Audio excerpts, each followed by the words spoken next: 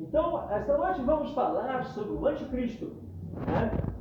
E a Bíblia aqui fala aqui, né, em primeira carta de João, capítulo 2, a partir do versículo 18.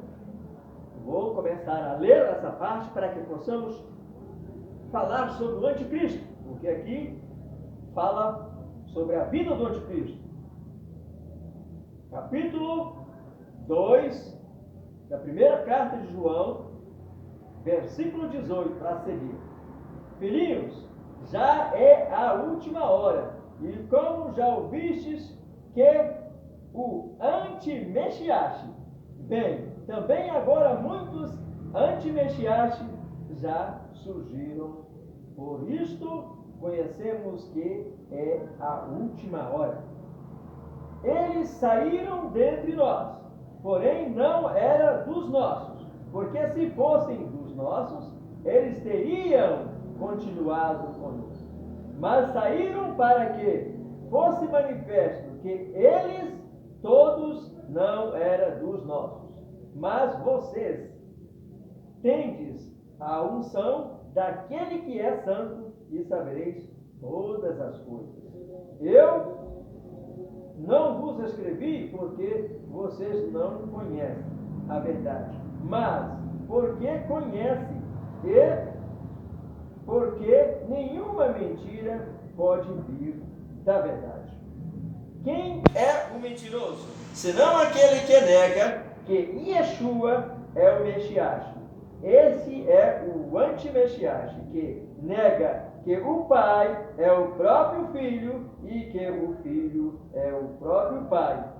Todo aquele que nega ao Filho também não tem o Pai. E aquele que confessa o Filho tem também o Pai. Porque Deus é filho de si mesmo. Tanto o que ouviste desde o princípio permaneça em vocês. Se o que ouviste desde o princípio permanecer em vocês, também permanecereis no Filho e estará no Pai. Esta é a promessa que Ele nos prometeu, a vida eterna. Estas coisas eu vos escrevi para falar sobre aquele que vos engana.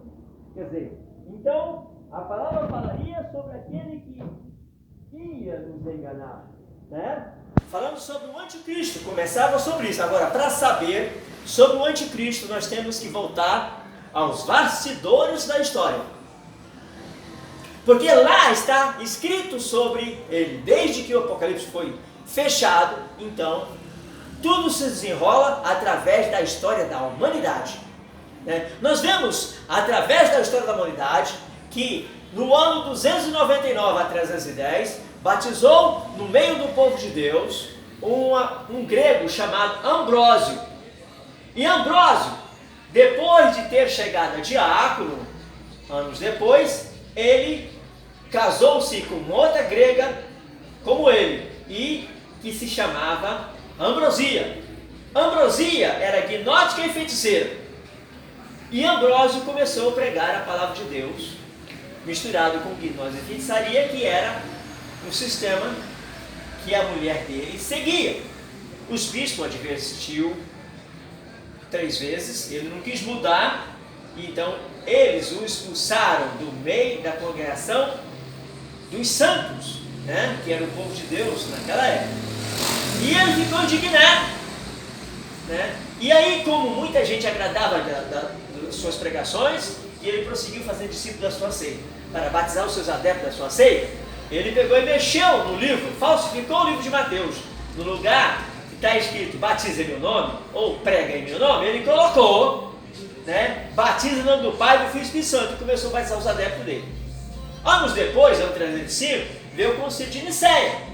O imperador Constantino convocou o concílio de Nicéia. Compareceu naquele concílio 308 bispos, aproximadamente, e Ambrósio. E Ambrósio fez um acordo com o imperador Constantino. E aí, o Constantino gostou da sua doutrina, porque a trazer aquela doutrina, ali estava inserido o nome do imperador, porque lá atrás o imperador era chamado também de pai da nação, né? Então, quando os bispos discursaram no plenário de Nicéia sobre a doutrina de um único Deus, Ambrósio também discursou com a escritura falsificada, com o livro falsificado, que tinha a doutrina da Trindade, e ele discursou na doutrina de 3 Deus.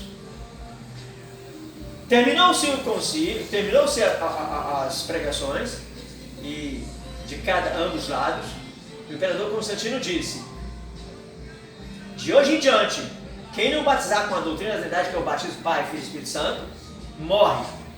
Os bispos que não aceitaram essa palavra do batismo foram mortos em Nicéia. Não voltaram para casa, para a sua família, para os seus entes queridos, mas morreram lá em nome do Yeshua, defendendo a doutrina que os apóstolos haviam pregado. E aqueles que se acovardaram, né? Ambrósio os batizou com esta palavra. E terminando o concílio, o imperador Constantino mandou Ambrósio para a cidade de Milão, na Itália, para ser bispo em Milão. E mandou o exército acompanhar aqueles bispos que tinham convertido aquela nova doutrina, né, por toda parte do mundo, onde havia discípulos, e a ordem era essa: que se algum discípulo rejeitasse aquela nova doutrina, era para ser morto, e os livros deveriam de ser confiscados.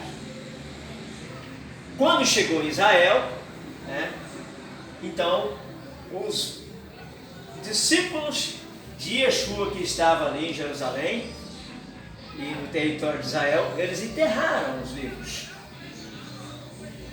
E outros correram para o Mar Morto e lá morreram e deixaram os livros.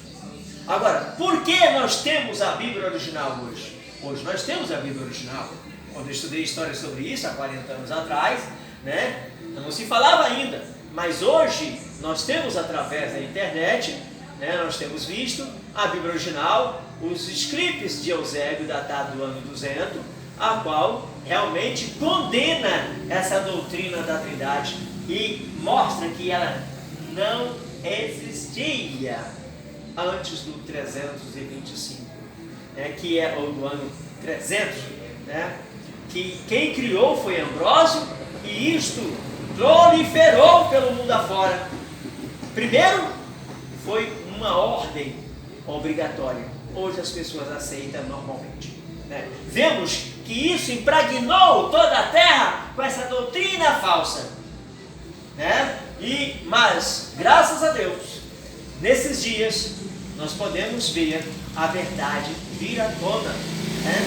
E com esses livros que foram descobertos, né? Então nós vemos que realmente aquilo que, por exemplo, que eu estudei, né, história lá atrás, é verdadeiro, né? E por isso, né, naquele tempo eu defendi a bandeira dos apóstolos, não quis as religiões, porque eu não sabia nem que era. Eu sou judeu, descendente de judeu, o meu sangue é judeu, e eu tomei partido de meu povo, né? E até hoje prego a verdade. Por que prego a verdade? Fui batizado em nome de Adonai Yeshua Meshiach e prego essa doutrina, porque ela é a verdadeira. E como nós vemos, um monte de pessoas, pastores e religiões, que realmente estão indo por um abismo afora sem conhecer a verdade. E muitas vezes, quando eles ouvem a verdade, eles não querem aderir à verdade, sim, vir às costas e continua com Roma.